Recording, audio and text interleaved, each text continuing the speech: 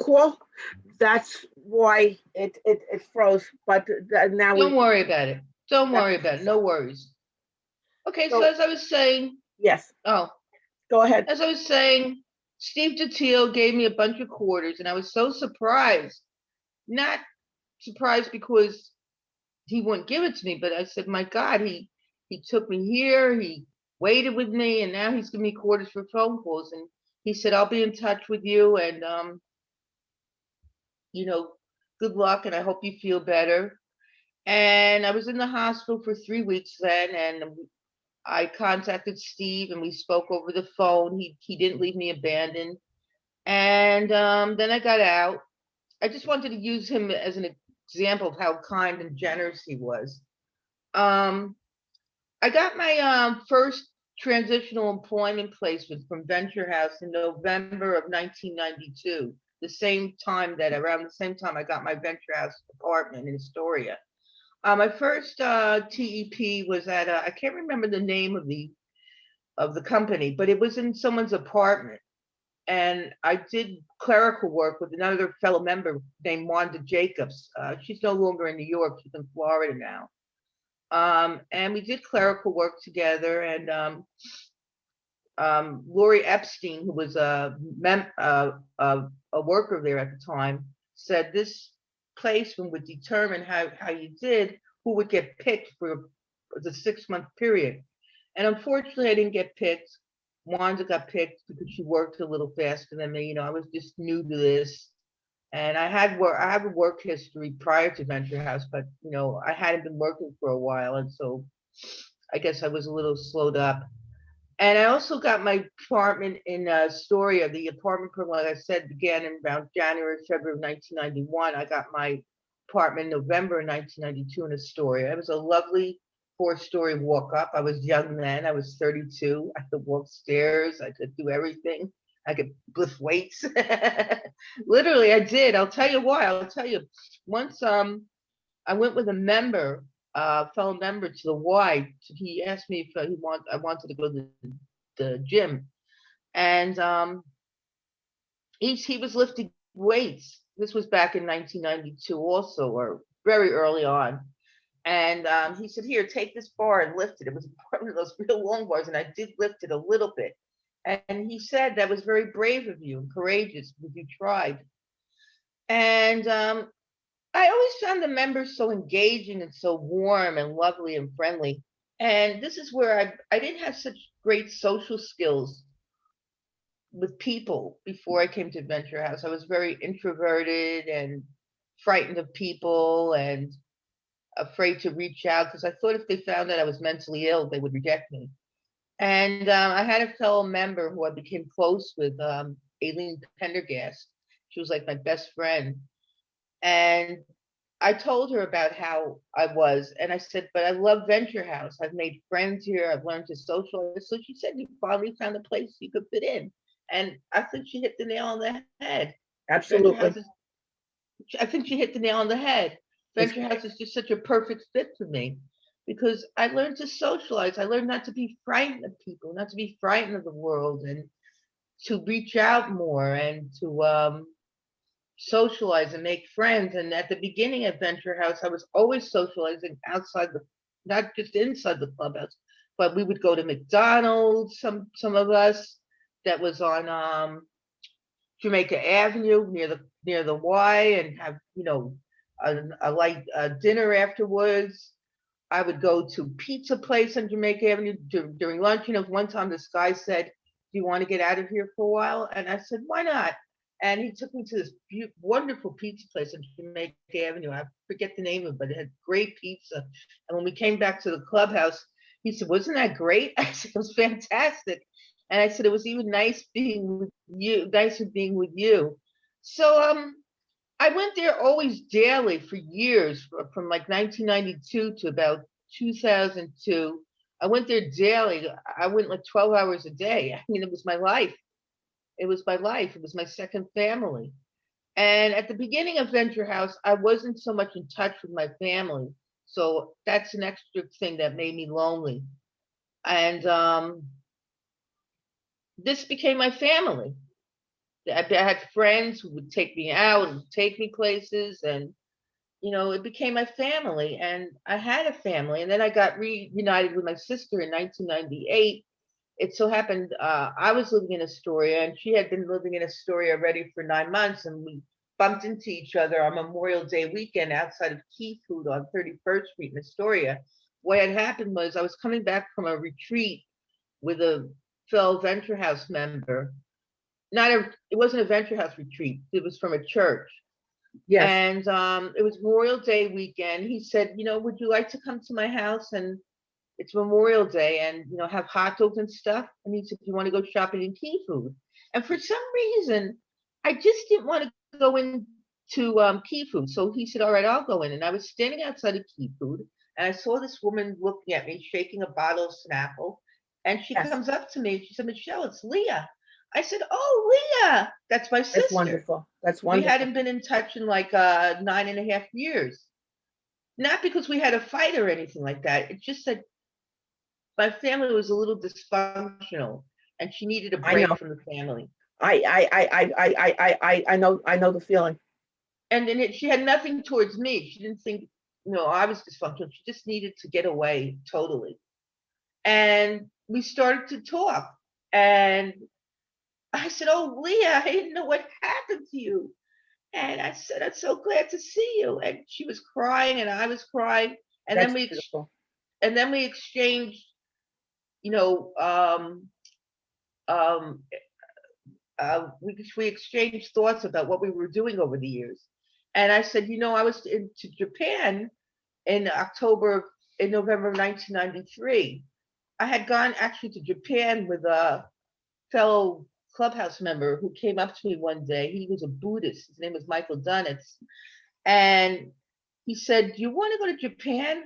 I said, what, are you crazy? Like I said, I can't afford that. And he said, yeah, it's a really low price. It's like $900, and you'll stay in a ryokan, which is or what do they call that in Japan? Let me collect my thoughts. Like a monastery. He said, but the Okay. only thing is, he said, in order to go to Japan, you'll have to join the temple for 6 months. So I said, fine, I'd love it. And I thought $900 was a steal. This was in 1993. I said, I'm going to do it because I had the money. And I said, who knows if I'll ever get this opportunity again. That's fantastic. So I did go to Japan. I had a wonderful time. And I said to my sister, I was in Japan. And she said, well, I was in India. It so happens that she had this close friend, Radhika Phillip, who we're both friends with, because I met Radhika through my sister, and she likes me a lot, and she wanted my number. So she said, I was in India. I said, that's great. We were both, and she was crying, and she said, I feel like I've abandoned you. I felt like I abandoned you. And I was hugging her and kissing her. We were hugging. I said, you didn't abandon me. You just needed to get away. And, from that time on, we've been so close. This is And wonderful. yeah, and my later years at Venture House, like after Steve left in 2002, I remember how heartbroken I was when I found out he was leaving, the program director. I went into his office one day and speaking to him, and I said to him, Steve, I feel like this is such a loss. It feels like someone died. And he had an MSW. He was like a social worker too. Okay. And he was very therapeutic. He said, well, it is like a death when there's a separation like this. And I was almost crying. He saw me almost cry, and he had a sad look, or a very compassionate look of sympathy on his face for me. And so from like 2002 to 2004, I still went to Venture House, but not as much, because Venture House taught me a lot of social skills. It taught me not to be afraid of people. And I started to engage in different things outside the clubhouse. Right. I started to make more and more friends outside the clubhouse through my family. Mm-hmm. My brother-in-law, Bertram Miller, and my sister, Leah. They had friends who I met, like Radhika. Leah had her friend Radhika who liked me, and I became friends with her. And then at one Thanksgiving, where me, my sister, and brother-in-law and their friends, Ria and Renan were there.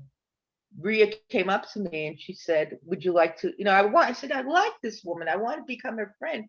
But even then, I said to myself, she's not going to want to be my friend because I'm bipolar and I hate rejection. So I said I didn't want to reach out to her and ask her. And she came to me and said, "Would you like my number? I'd like to, be friends with you and exchange numbers." And I said, "Ria, I'm so happy. I wanted so bad to be your friend.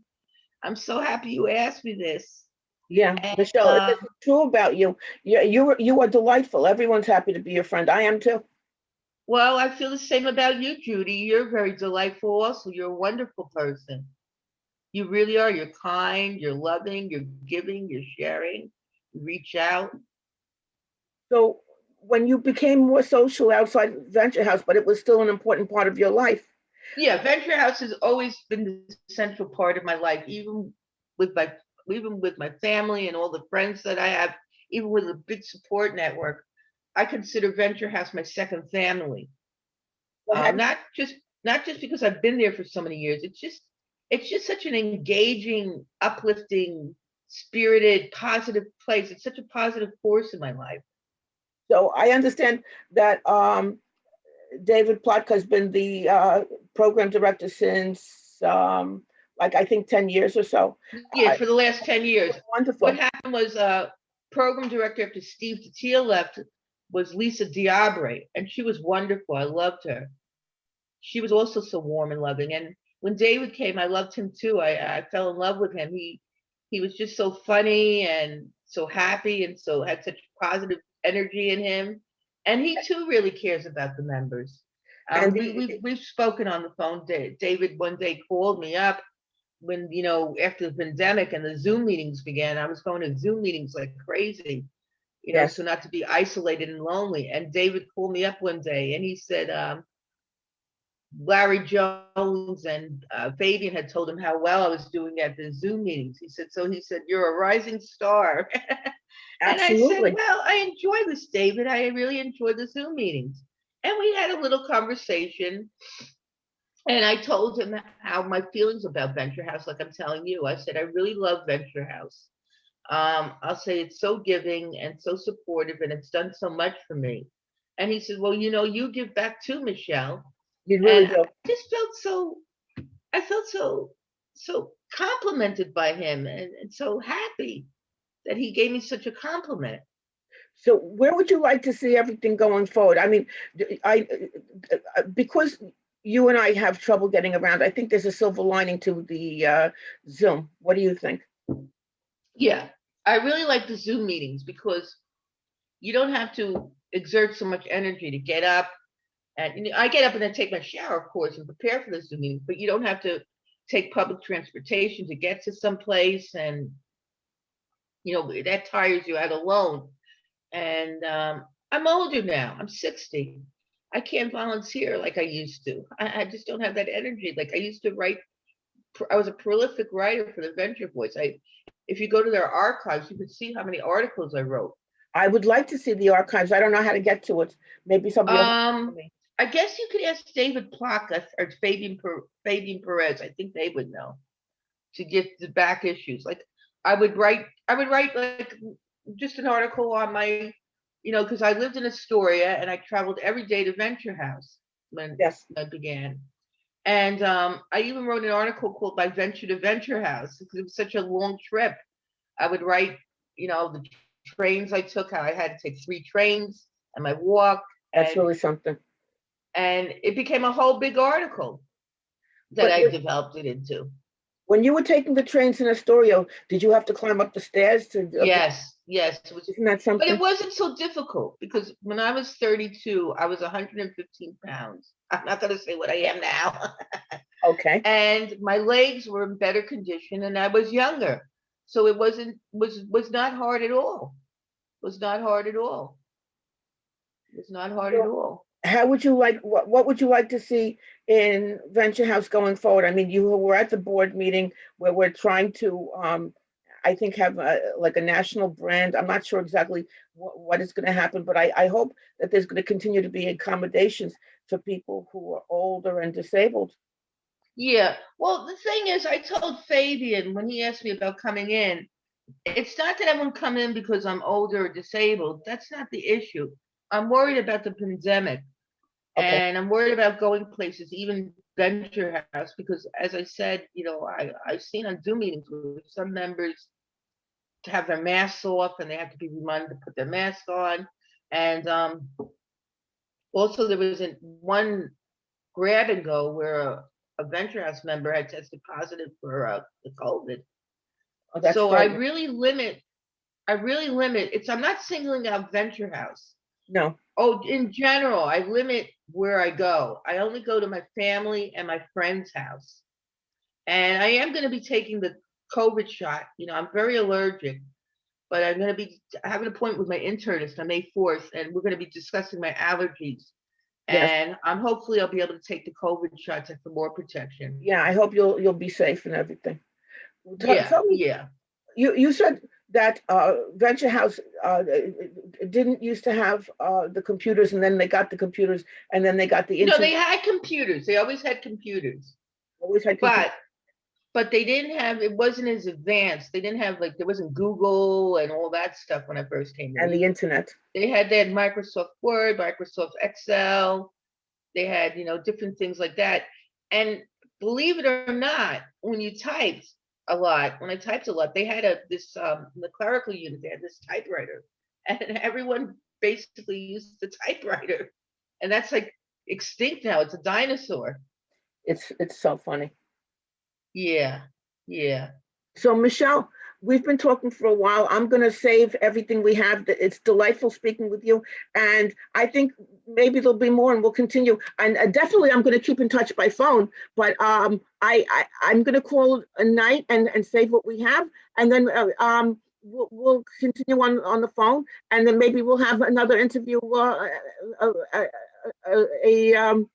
a subsequent interview. We'll see what happens. Wonderful. I look forward to it.